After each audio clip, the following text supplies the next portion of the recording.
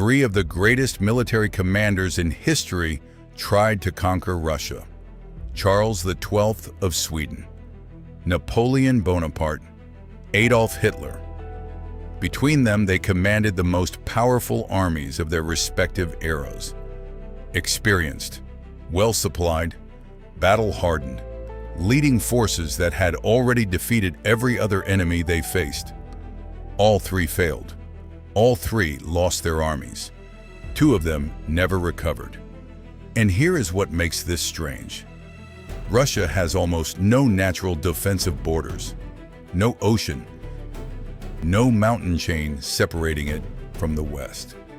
The North European plain runs flat and unobstructed from Germany all the way to Moscow. In theory, there is nothing stopping an army from simply walking east until it reaches the capital. So why does everyone who tries end up destroyed? The answer is not what most people expect. It is not the winter, though the winter matters. It is not the size of the Russian army, though that matters too. The real answer is something older. Something built into the geography itself that no army has ever found a way around. But to understand it, you have to feel it first. Imagine you are a general. You have crossed into Russia with the most powerful force you have ever assembled. The first 100 miles go well. You win battles. The Russian army retreats. You advance. You win more battles. They retreat again. You look at the map, and the enemy capital seems close. You push harder. The supply line behind you is now 300 miles long, then 400, then 500. You are still advancing. But the army that started behind you is not the same army anymore. A third of it is guarding supply lines. Another portion is sick. Another is strung out across the roads that keep breaking down. And the enemy is still retreating. Always retreating. Never committing everything to a single fight you could win decisively. And then the weather changes. This is the trap. And it has worked every time. Start with the geography. Russia is enormous. The largest country on Earth by land area. Almost twice the size of the United States. 11 time zones. If you placed it over North America, it would cover the continent from coast to coast with land left over on both sides. That size is not just impressive, it is a weapon. Size destroys armies not by killing them directly, but by stretching them. Every mile you advance into Russia, your supply chain gets longer. Your soldiers get more tired. Your horses break down. The roads where they exist turn to mud in spring and autumn, freeze solid in winter. And the further you go, the more men you have to leave behind just to keep the army fed and armed. Meanwhile, the Russian army is falling back toward its own supply sources, growing stronger as you grow weaker. The Russian military strategists have understood this for centuries. Let the enemy come in. Let them exhaust themselves against the space. Trade land for time and wait. The policy has a name, strategic depth, and it is the single most powerful defensive advantage in the history of warfare. Now add the winter. Winter in Russia is not the winter that Europeans or Americans typically experience. It is a different category of cold, the kind where engine oil freezes, where metal becomes brittle, where a soldier who falls asleep outside does not wake up, where visibility can drop to nothing in a blizzard that lasts for days. Napoleon's army enters Russia in the summer with around 600,000 men. By the time it reaches Moscow, it has lost more than half of them, not primarily in battle, to exhaustion, disease, heat in summer, rain in autumn, cold as winter approaches. Moscow falls. Technically, Napoleon enters the city. He expects the Tsar to negotiate. The Tsar does not negotiate. Moscow burns. Whether deliberately set or accidentally caught fire in the chaos, the city is destroyed. Napoleon waits in the ruins for 5 weeks for a peace offer that never comes. And then he has to leave, with winter fully arrived, with his army already broken. On the same roads through the same emptiness he came through on the way in. The retreat from Moscow is one of the greatest military disasters in history.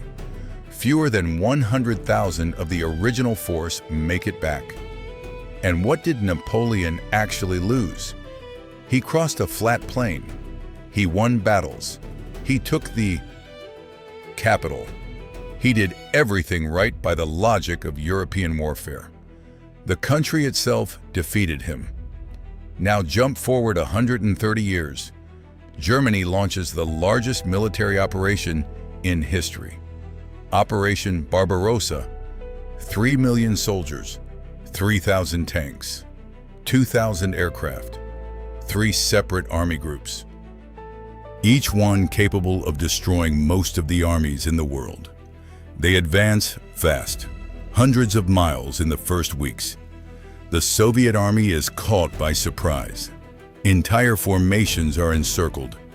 The losses on the Soviet side in the first months are almost incomprehensible. And yet, the country does not collapse. Because Russia is not just a country. It is a geographic system that produces resources from its interior that no army advancing from the outside can cut off. The Ural Mountains, roughly 2,000 miles east of Moscow, are full of industry that Germany cannot reach. Soviet factories beyond the Urals are producing tanks and artillery and aircraft throughout the entire war.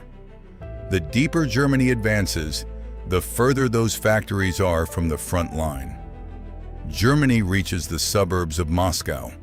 It cannot take it. The supply lines are too long. The winter arrives. The Soviet reserve armies, assembled from across the continent-sized country, counterattack. The German army never fully recovers its momentum. Then Stalingrad, then Kursk, and then 3 years of the Soviet army grinding westward until it reaches Berlin. The pattern is always the same. The invader advances quickly at first. The space absorbs the advance. The supply line becomes the critical vulnerability. The winter punishes. And then the vast human and material resources of the interior, impossible to destroy from outside, come to bear. But there is something else, something less physical and harder to understand. Russia is not just defending territory, it is defending identity. The relationship between the Russian state and the Russian land is different from most other countries. The land is not just where Russians live. It is what makes Russians Russian. Every major invasion in Russian history is described in Russian culture not as a military threat, but as an existential one. The Mongols, the Poles, Napoleon. Germany twice. Each one is processed not as a war, but as a survival event. This produces a quality in Russian military resistance that pure calculation cannot account for. A willingness to accept losses that would cause other states to negotiate. The ability to retreat without breaking. The political decision to burn your own capital before surrendering it, which the Russians did in front of Napoleon, and were prepared to do again in front of the Germans. No army can conquer a country whose population treats invasion as an existential event, and whose geography provides unlimited space to absorb the initial blow. This is why the West's approach to Russia has almost never been direct military confrontation. The answer has been containment, encirclement, economic pressure, finding ways to weaken the system from the outside without marching into it. NATO exists partly because of this logic. The alliance creates a defensive wall that means Russia cannot easily expand west while at the same time making a direct assault on Russia essentially unthinkable. Both sides know what happened to the last army that tried. But here is the paradox that sits at the heart of Russia's geographic advantage. The same space that protects Russia from invasion also creates permanent insecurity. Russia has no natural defensive borders to the west, no mountain chain, no ocean. Just the same flat plain that every invader came through.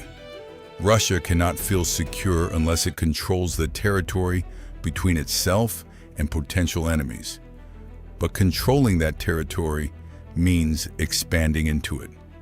And expanding into it creates new borders that are also flat and also undefended. The logic of Russian expansion is the logic of insecurity.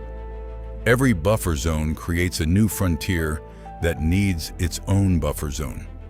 The empire grows not from confidence, but from fear.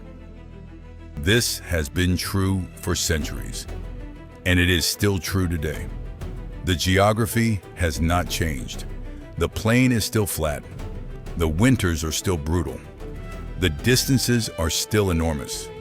The industrial East is still beyond the reach of any army that enters from the West. The country that eats armies is still there. And every power that has ever shared a border with it has had to build its entire foreign policy around one fundamental question. How do you deal with a country you cannot conquer?